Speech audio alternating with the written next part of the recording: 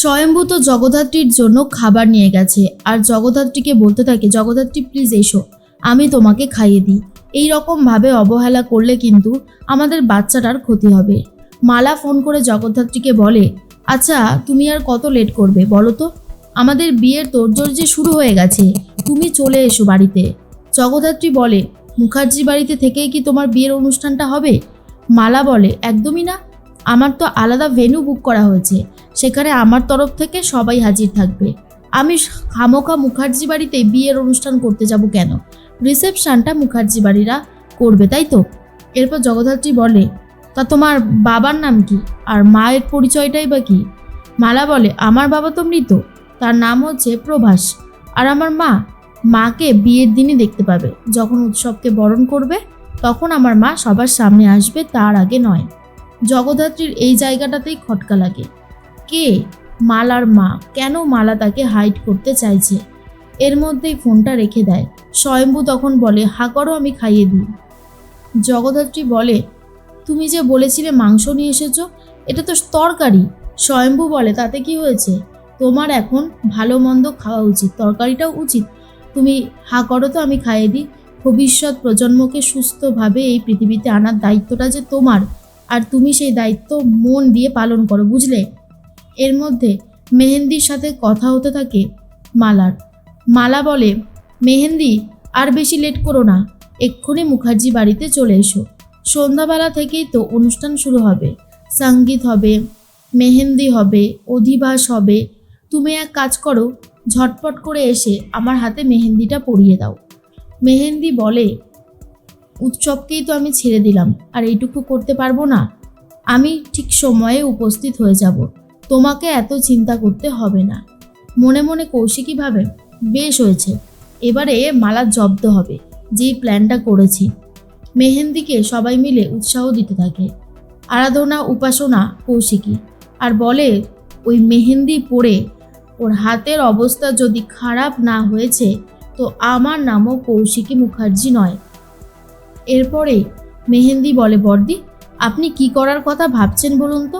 বর্দি তখন বলে, সিম্পল, আমি ওকে এমন ট্রিটমেন্ট করব, বিচুটি পাতা হাতে মাখিয়ে দেব, তারপরেও একবার এদিক আর একবার ওদিক যাবে, চুলকানো কোনোভাবেই কমবে না। মেহেন্দি তো এটা শুনে একেবারে হাসতে শুরু করে দেয়। আরাধনা, উপাসনাও মেহেন্দির সাথে মুখার্জি বাড়িতে চলে যায়। মেহেন্দি অনুষ্ঠান শুরু হয়ে গেছে, সবাই তো অনেক মজা করতে থাকে। তার মধ্যে জগদ্ধাত্রীও চলে এসেছে। জগদ্ধাত্রী এসে টুকুস করে গিয়ে মেহেন্দির হাতে বিচুটি পাতা মেশানো মেহেন্দিটা তুলে দেয়। এরপর গরিমা কথার ছলে ব্যস্ত রাখতে থাকে মালাকে। সেই সুযোগেই মেহেন্দি এক খাবলা বিচুটি পাতা মেশানো মেহেন্দিটা হাতে ঢেলে দেয় মালার। মালা তখন বলে, এটা কি করলে তুমি? তারপরেই হাতে চুলকানো শুরু হয়ে গেছে, যা দেখে কৌশিকী আর জগদ্ধাত্রী তো আনন্দে লাফাতে শুরু করে দেয়। বৈদেহী মুখার্জি বলে, কি হয়েছে, তুমি এইভাবে চিৎকার করছো কেন? মালা বলে, আমার হাতে প্রচণ্ড চুলকানি হচ্ছে, এমন হওয়ার তো কথা নয়। উৎসব বলে, সেটাই তো, কি করে হলো এটা? এরপরে আরাধনা, উপাসনা বলে, সেটা আমরা কি করে জানবো, মেহেন্দি তো তুমিই এনেছিলে, তাই না? উৎসব বলে, দাঁড়াও দাঁড়াও, আমি তোমার হাতটা পরিষ্কার করে দিই। এরপর হাতে সাবান দিতে চলে গেছে বাথরুমে। তার মধ্যেই কৌশিকী বলে, সাবানেও বিচুটি পাতা মেশানো আছে। সাবান দিয়ে হাত ধুতে আরও বেশি করে জ্বালা যন্ত্রণা শুরু হয়ে যায় মালার। মালা তখন ভাবে, এটা কি করে হচ্ছে, সাবান দিয়ে ধুলেও কিছুতেই চুলকানো যাচ্ছে না। বৈদেহী মুখার্জি বলে, শান্ত হও মালা, শান্ত হও। মালা বলে, কি করে শান্ত হব মা, এই রকম ভাবে যদি হাত চুলকাতে থাকে তাহলে তো শান্ত হওয়াটা একেবারে ইম্পসিবল একটা ব্যাপার। তার মধ্যেই জগদ্ধাত্রী বলে, এই চুলকানো এত সহজে কিছুতেই সারবে না। ভালোই হয়েছে, মজাটা বেশ ভালো লাগছে দেখে। তার মধ্যেই জগদ্ধাত্রী বলে, মালা এইরকমভাবে মনে হয় কমবে না। বৈদেহী মুখার্জি বলে, জগদ্ধাত্রী, মেহেন্দি, আরাধনা, উপাসনা, সবাই ওকে উপরের ওয়াশরুমটাতে নিয়ে যাও তো, দেখো তো যদি কোনো কাজ হয়। এরপর ওয়াশরুমের মধ্যে তো ঢুকে গেছে মালা। কৌশিকী বলে, বাথরুমে গিয়েও ছাড় পাবে না, এমনভাবে বিচুটি পাতা মিশিয়েছি আজকে সারাটা শরীর ওর শুধু ইচিং হবে। এরপর মালা চিৎকার করে ওঠে। নিচ থেকে উৎসব শুনেই তাড়াতাড়ি করে ওপরে এসে বলে, মালা কি হয়েছে? দরজাটা খোলো, এই মালা দরজাটা খোলো। বারবার একই কথা বলতে থাকে।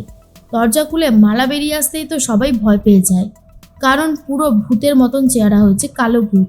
যা দেখার পর কৌশিকী আর জগদ্ধাত্রী হেসে রীতিমতো লুটোপুটি খায়। আর মেহেন্দি বলে, বাবা মালা, তোমার এরকম অবস্থা হলো কি করে? মালা তখন বলে, আমারও তো সেটাই প্রশ্ন, এই রকম অবস্থা আমার হলো কি করে? এমনটা তো হওয়ার কথা ছিল না। তখনই উৎসব বলে, ছি ছি ছি ছি, তোমাকে দেখে তো খুবই খারাপ লাগছে, এরকম অবস্থাটা কি করে যে হলো তোমার? এসো, আমি তোমার অবস্থা ঠিক করে দিচ্ছি। কৌশিকী বলে, হাড়ে হাড়ে বুঝেছে কেমন লাগে। কৌশিকী চলে গেছে অফিসে। সেখানে কৌশিকী কথা বলতে থাকে প্রীতির সাথে। প্রীতি তখন বলে, বর্দি তুই কখন ফিরবি বলতো? আরে ঝটপট করে আয় না রে, তোকে ছাড়া একদমই ভালো লাগছে না। আর এদিকে জগদ্ধাত্রী আর স্বয়ম্ভূ তো প্রেম করে বেড়াচ্ছে। কৌশিকী বলে, ধুত কি বলছিস তুই? প্রীতি তখন বলে, আরে হ্যাঁ, জগদ্ধাত্রী তো খেতে চাইছে না, স্বয়ম্ভূ জোর করে করে খাইয়ে দিচ্ছে। জগদ্ধাত্রী নাচতে চাইছে, সেটাও করতে দিচ্ছে না। পারলে একেবারে জগদ্ধাত্রীকে নিজে স্নানও করিয়ে দেয়, এমন অবস্থা। কৌশিকী বলে, সে তো ওর খেয়াল রাখছে, আর সাথে বেবিটারও। তোরা এনজয় কর, আমি একটা কাজ মিটিয়েই চলে আসবো। কৌশিকী পার্সোনাল অ্যাসিস্ট্যান্টকে ফোন করে বলে, আজকে মিস্টার রয়দের সাথে একটা পার্সোনাল মিটিংয়ের ব্যবস্থা করুন, আমি খুব তাড়াতাড়ি মিটিংটা সেরে ফেলতে চাইছি। পিএ তখন বলে, আচ্ছা ম্যাডাম। এর মধ্যেই কৌশিকীকে ফোন করে মেহেন্দি আর বলে, বর্দি আমার একদমই ভালো লাগছে না, আমার খুব কষ্ট হচ্ছে। তখনই কৌশিকী বলে, কেন মেহেন্দি, কি হলো? তোমাকে যে বারবার করে বললাম তুমি একদম কষ্ট পাবে না, তুমি যে কি করো না আমার মাথায় ঢোকে না। এখন যদি তুমি ভেঙে পড়ো তাহলে কি করে হবে? তোমায় তো উৎসবকে এটা বোঝাতে হবে যে তুমি এই বিয়েতে একদম অখুশি নয়। তুমি হাসতে হাসতে উৎসবকে দান করে দিচ্ছ ওই মালা চ্যাটার্জিকে। এরপরেই কৌশিকী বলে, কেউ উত্তর দিচ্ছ না যে?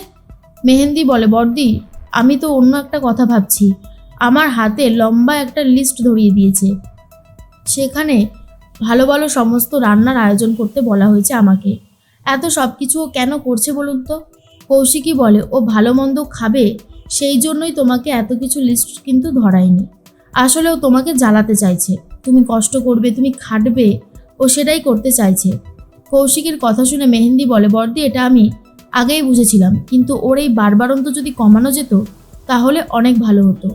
কৌশিকী বলে, আর একটু অপেক্ষা করো, দেখোই না কি হয়। শেষ পর্যন্ত দেখবে ওকে কিভাবে নাকানি চোবানিটা খাওয়াই, শুধুমাত্র সময়ের অপেক্ষা। আরাধনার উপাসনা বলে, আমাদের বোনকে যেভাবে খাটাচ্ছে, ইচ্ছে করছে এখনই গিয়ে চড় ঘুষি দিতে শুরু করি। প্রীতি বলে, এই না না না না না না, এখন এরকমভাবে রিয়াক্ট করলে হবে না, তোমাদেরকে শান্ত হয়ে সবটা করতে হবে। দেখছো না আমরা কিভাবে সবাই মিলে প্ল্যান করেছি, একটু শান্ত থাকো।